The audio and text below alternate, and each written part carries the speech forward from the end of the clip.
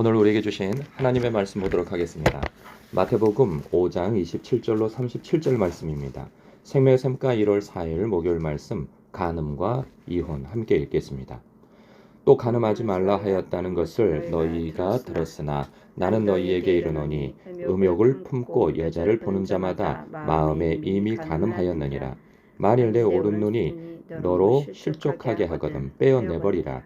내 백체 중 하나가 없어지고 온몸이 지옥에 던져지지 않는 것이 유익하며 또한 만일 내 오른손이 너로 실족하게 하거든 찍어내버리라. 내 백체 중 하나가 없어지고 온몸이 지옥에 던져지지 않는 것이 유익하니라. 또 일렀으되 누구든지 아내를 버리려거든 이혼 증서를 줄 것이라 하였으나 나는 너희에게 이르노니 누구든지 음행한 이유 없이 아내를 버리면 이는 그로 간음하게 하며 또 누구든지 버림받은 여자에게 장가드는 자도 간음함이니라. 또 옛사람에게 말한 바 헛맹세를 하지 말고 내 맹세한 것을 주께 지키라 하였다는 것을 너희가 들었으나 나는 너희에게 이르노니 도무지 맹세하지 말지니 하늘로도 하지 말라 이는 하나님의 보좌임이요 땅으로도 하지 말라 이는 하나님의 발등상임이요 예루살렘으로도 하지 말라 이는 큰 임금의 성임이요 내 머리로도 하지 말라 이는 내가 한 터럭도 희고 검게 할 수 없습니다. 오직 너희 말은 옳다 옳다 아니라 아니라 하라. 이에서 지나는 것은 악으로부터 나느니라. 아멘. 오늘 두 가지 주제에 대한 말씀이 있는데요. 하나는 간음하지 말 것에 대한 말씀이고요. 또 하나는 맹세하지 말 것에 대한 말씀을 해 주시고 계세요. 여기서 간음하지 말 것에 대한 내용이 사실 굉장히 어려운 말씀이죠. 그러니까 맹세에 관련된 이 말씀은 우리가 보통 하나님의 이름을 언급하면서 맹세하는 경우는 애들을 제외하고는 뭐 없다고 봐요. 어른들, 그러니까 신앙생활 어느 정도 하시고 그리고 성경도 읽으시고 이러한 부분에 대해서 인지하고 계신 분들은 이 맹세에 관련돼서는 정확하게 지키시는 것 같아요. 저는 한 번도 어른들 입에서 뭐 내가 하나님의 이름으로 맹세한다 뭐 이런 이야기를 들어본 적은 없는 것 같아요. 그런데 이제 꼬맹이들을 보면 너 하나님의 이름으로 맹세해? 뭐 이런 거 물어보고 또 나는 하나님의 이름으로 맹세한다 뭐 또 이런 얘기도 하는 경우를 종종 듣긴 하지만 어른들 입에서 이런 얘기를 들어본 적은 없는 것 같아요. 그래서 이 맹세에 관련돼서는 뭐 굳이 언급할 필요가 없다는 생각은 들어요. 근데 굳이 또 어떤 분에 있어서는 감추어진 맹세가 있을 수도 있죠. 나는 하나님의 이름으로 내가 맹세한다. 예수님의 이름으로 맹세한다. 이런 철없는 분들이 어쩌면 있을 수도 있어요. 그렇다고 본다면 자신이 어떤 부분에 있어서 맹세를 할 때에는 자기의 결백을 뭐 주장하기 위해서 하곤 하거든요. 그러나 이 결백이 자기의 생각에 있어서 명확하다 생각할지라도 그렇지 못한 경우도 있어요. 판단이 흐릴 수 있고 왜곡된 판단을 할 수도 있는 부분이거든요. 그리고 내가 무엇인가에 대해서 결심을 할 때 또 이 맹세를 한단 말이죠. 내가 반드시 뭘 하겠다라고 하는 것에 대해서 증명으로 하나님의 이름을 최상위급의 어떤 이름을 언급해서 자기가 반드시 그것을 해내겠다고 하는 그러한 맹세로서 사용한단 말이죠. 이런 거 하지 말라고 하십니다. 왜냐하면 네가 그렇게 하나님의 이름을 사용하여서 맹세할 만큼 강하지 못하다는 거죠. 그러니까 아무리 하나님의 이름을 언급하여서 맹세를 한들 그걸 지킬 능력이 너에게는 없다 하신 말씀인 거예요. 그 말씀이 바로 36절이죠. 내 머리로도 하지 말라. 이는 네가 한 터럭도 희고 검게 할 수 없는 무능한 자라는 거예요. 전능한 자가 아니라는 거죠. 이 무능한 자가 전능한 자의 이름을 빌어서 너 자신을 결백을 주장한다거나 그리고 너의 그 맹세, 이 결심과 결단을 증명하려고 하는 것에 있어서는 무모한 것이고 그렇게 할 수 없는 경우가 많다는 거죠. 그러지 너는 오직 너희 말은 옳다 옳다 아니라 아니라 솔직하게 그 자리에서 대답할 정도로서 끝을 내야지 그 이상을 하는 것은 악으로부터 난다는 거예요. 자기의 능력 이상의 것을 드러내기 위해서 주님의 이름을 함부로 도용하는 것이기에 죄라는 거예요. 그래서 맹세를 하나님의 이름을 들어 하지 말라 하는 그 말씀을 주고 있습니다. 그런가 하면 간음에 대한 말씀이에요. 오늘날 이 간음이라고 하는 것이 굉장히 법적으로도 보호를 받고 있는 형국인지라 내가 법을 어기지 않는 한도에서 외도를 하는 것도 큰 소리 뻥뻥 치는 시대 아닙니까? 내가 법을 어겼느냐? 뭐 이렇게 주장을 하면서 자신은 법적으로 무결하다. 그래서 나는 깨끗하다. 주장하는 경우가 많아요. 그러니까 우리가 외도를 하는 것, 이것에 있어서는 분명히 예전에는 죄라고 느꼈어요. 세상 사람들도. 그러나 막상 걸리면 지금은 내가 법을 어겼느냐 큰 소리를 치는 이유로서 법적으로 이제 간음이 그 죄로 형성되어지지 않는 것으로 된단 말이죠. 그래서 한때에는 그 배우자 외에 이성 친구를 갖는 것이 유행이다시피 한 적도 있었단 말이죠. 그러나 우리 예수 믿는 사람들은 결코 그러할 수 없는 것이죠. 오늘 예수님께서 어찌 보면 굉장히 큰 기준을 말씀해 주고 계세요. 너희가 간음하지 말라 하였다는 것을 너희가 들었지만 나는 너희에게 말한다. 가르친다. 음욕을 품고 여자를 보는 자마다 마음에 이미 간음하였느니라. 여기서 자유로울 사람이 누가 있습니까? 사람들은 혹자들은 남자들만 이러한 간음을 그러니까 눈으로 보고 그리고 손으로 범죄하고 하는 것은 남자들만 한다고 생각을 하는 경우가 많아요. 그런데 절대 그렇지 않습니다. 제가 언제 그러한 고정관념이 깨졌냐면 제가 30대 초반에 이 복음학교라고 하는 곳에 가서 복음에 관련된 교육을 한 일주일인가를 숙박을 하면서 들은 적이 있었어요. 참여한 적이 있었어요. 굉장히 은혜로운 시간이었어요. 그 김용희 선교사님이 주최를 하였던 그런 복음학교인데 꽤 오래됐죠. 벌써 한 20년 정도 되어졌는데 그때 참여해서 제가 깜짝 놀란 것이 하나 있었어요. 뭐냐면 마지막 날에 십자가를 통과하는 시간이 있어요. 그때 회개의 시간을 갖거든요. 그때 한 1000명 정도가 참여를 했는데 한 방에서 1000명이 다 회개할 수는 없는 거죠. 한 사람씩 나가서 개인적으로 전부 다 사람들이 있는 데에서 고백을 합니다. 회개를 합니다. 그런데 한 몇백 명씩 이렇게 나누어서 참여를 했는데 거긴 남자만 있고 여자만 있고 그런 게 아니에요. 남녀가 다 같이 있었어요. 그런데 남자든 여자든 다 나가서 회개를 하는데 거의 100%는 아니더라도 90% 넘게 다 무엇에 관련돼서 회개를 하느냐 하면 다 성적인 문제를 가지고 회개를 하더라고요. 근데 여자들도 다 마찬가지였어요. 남자들만 성적인 문제를 가지고 회개를 하는 것이 아니라 여자들도 성적인 문제를 가지고 회개를 하더라고요. 저는 더 놀란 것은 짐승을 통하여서 성적인 욕구를 해소하려고 하는 그 자매들도 상당수를 차지했다는 것에 놀랐어요. 저는 사실 이제 그런 자리에서 처음 사람들의 죄를 고백하는 것을 들었기 때문에 항상 성적인 부분은 그 당시만 하더라도 남자들만 그 욕구가 굉장히 크기 때문에 성적인 범죄를 많이 저지른다고 생각을 했어요. 근데 절대 그렇지 않다는 거예요. 여자들도 성적인 욕구가 남자 못지않게 굉장히 크다는 거죠.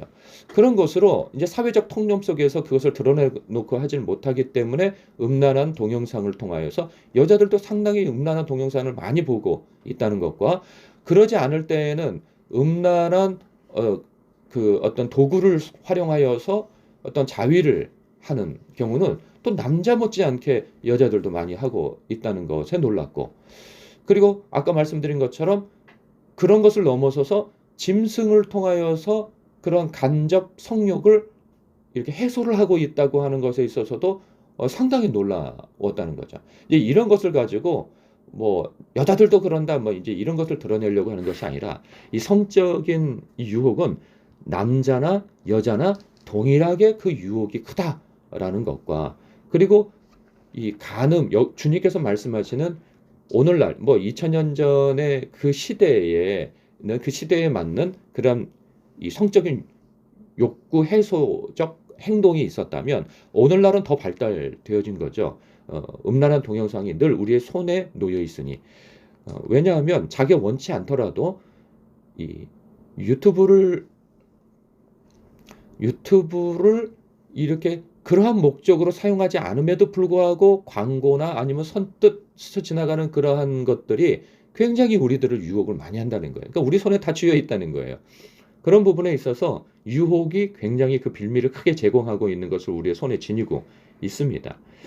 이런 부분에서 강한 사람들이 그리 많지 않다는 거죠. 그것에 있어서 근데 주님은 명확하게 말씀해 주고 계세요. 29절, 30절. 만일 내 오른눈이 너로 실족하게 하거든 눈으로 보는 것을 통하여서 음욕을 채우려고 한다는 거죠. 이것이 여기서 보면 남자에 대한 대상을 보고 있는데 여자들도 마찬가지라는 거죠. 그러한 것들이 너로 실족하게 한다. 범죄하게 하거든 빼어내 버리라. 내 백체 중 하나가 없어지고 온몸이 지옥에 던져지지 않는 것이 낫고 이와 동일한 비슷한 어법으로 손에 대해서 실족하면 찍어내버리라고 말씀하고 있죠. 그러면 실제로 눈을 뽑아버리고 손을 잘라버리라 하는 우리가 동영상으로 손가락으로 클릭을 하잖아요. 그러면 이 손가락을 잘라버리고 손가락이 잘라졌을 때 이 손목 가지고 그렇게 하면 손목까지도 잘라버리라는 그 말씀일까요? 저는 이런 생각을 가져요. 실제로 이렇게 잘라버리고 눈을 뽑아버리면 문제가 크죠. 꼭 그렇게 뽑아버리고 잘라버리라고 하는 부분에서 이렇게 말씀하신 건 아니에요. 그러니까 그 경각심을 심각하게 가지라 하는 의미에서 이 말씀을 하신 거죠. 뭘 봤다고 해서 눈 뽑고 팔 잘라버리면 몸에 남아남는 것이 분명 없겠죠. 그런데 분명히 주님은 지옥을 언급하고 계세요. 이 지옥의 무서움과 이 두려운 곳에서 만약에 우리가 죄를 범한 것으로 인하여서 회개하지 않고 그곳에 떨어지게 되어진다면 그 사람의 이 영원토록 고통을 당하는 그곳에서의 소원은 내가 차라리 눈을 뽑아버리고 팔을 잘라버리고 내가 천국에 가는 것이 더 나았을 것을 하는 그런 심각한 후회에 영원한 후회에 놓여 있느니 차라리 돌이켜 손을 잘라버리고 눈을 뽑아버릴지언정 그 죄에서 돌이키라 하는 아주 심각한 경고로서의 주님의 말씀이라 보면 합당하다는 생각이 듭니다. 그만큼 우리가 회개하지 아니하고 지옥에 떨어지는 것은 너무나도 무서운 일이기에 주님께서 이 말씀을 해 주신다는 생각이에요. 그런데 우리는 사실 그걸 심각하게 여기지 않는 게 문제인 것이죠. 먼저는 분명한 것은 오늘 말씀은 간음하지 말라는 거죠. 생각으로나 눈으로나 보는 것으로 의도적으로 우리가 손을 클릭하여서 보는 그러한 행위를 하지 말라는 그 말씀을 하고 계세요. 그런데 하지 말란다고 안 하게 되어지느냐 이게 문제인 거예요. 몇 가지 우리가 이 부분에 있어서는 스스로 그것을 벗어나려고 하는 노력을 해야 하는데 그 노력이 무엇인가 보면 첫 번째는 이것입니다. 죄에 있어서 멀리 하라는 것이죠. 죄에 있어서. 그러니까 요셉이 죄를 멀리 하잖아요. 옷을 벗어버리고 그 유혹에서 도망쳐버리는 거죠.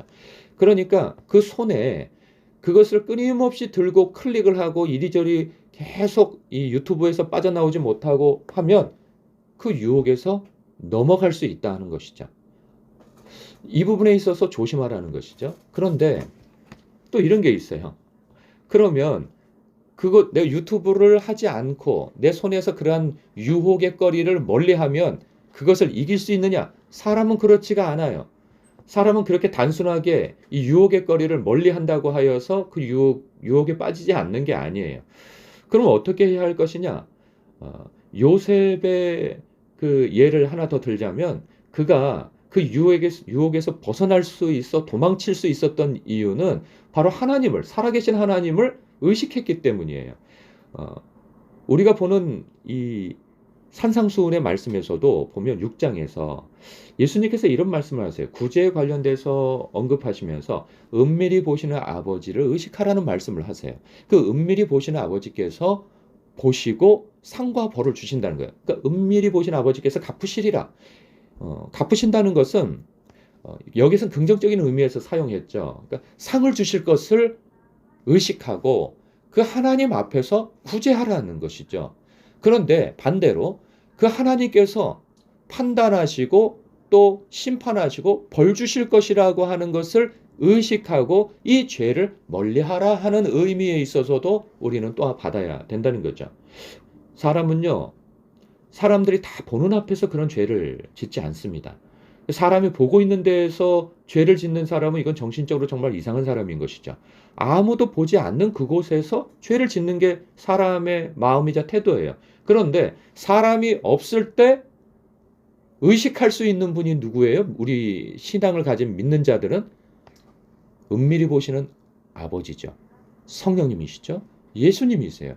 예수님께서 우리를 지켜보신다고 하는 그 의식 속에서는 누구도 죄를 지을 수 없는 것이죠. 그러면 이 의식은 어떻게 생겨나느냐? 여러분, 성령 충만할 때 생겨납니다. 그래서 우리는 항상 성령 충만하기를 위하여서 말씀 안에 있어야 되고 기도하기를 힘써야 되는 거예요.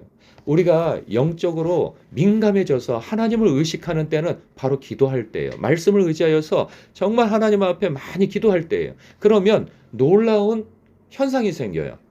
죄가 불편해지고 그러한 것들을 멀리하고 싶은 마음이 들어요. 내 눈에 그것이 가까이 만약에 실수로 해도 들어오게 되어지면 그 눈이 어떤 화상을 입는 것처럼 눈을 피하여서 그것을 멀리하게 되어지는 것이죠. 그래서 관건은 무엇이냐? 피하는 것도 하나의 방법이지만 가장 큰 방법은 하나님을 의식하는 것. 그 의식하는 것은 바로 성령 충만함에서 나오는데 그것은 기도 생활, 충만한 기도 생활 가운데에서 그런 죄를 멀리하는 의식이 생겨난단 말이에요. 한마디로 오늘의 결론은 기도 생활을 깊이 하라는 것이죠. 그럴 때 우리는 이러한 죄를 멀리할 수 있는 능력이 생겨난다는 거예요. 그냥 죄를 멀리하는 것에서 멈춰지는 것이 아니라 의로운 삶을 사는 데까지 나아가게 되어진다는 거죠. 어떠한 이성을 이용하여서 나의 욕구를 채우기 위한 도구로 보는 것이 아니라 그 사람을 하나님의 마음으로 사랑하는 것으로 치환되어지는 거죠. 변화되어지는 거죠. 우리에겐 거기까지 나가야 하는 것이지, 나는 죄 안 지어야지. 나는 죄 안 지어. 그런 죄 안 지어. 이런 것으로 멈춰 있을 사람들이 아니라는 것이죠. 우리는 사랑하는 데까지 나가야 할 사람입니다. 하나님의 마음으로, 하나님의 시각으로 말이죠. 의롭게, 건전하게 말이죠. 그러한 사랑으로서의 삶을. 사실 여기에서 해야 할 얘기가 더 많은데 이 새벽에 더 확장해서 이야기가 참 좀 한계가 있습니다. 오늘의 말씀은 여기까지입니다. 핵심은 성령 충만하라는 것입니다. 기도 생활을 통하여서. 기도하겠습니다.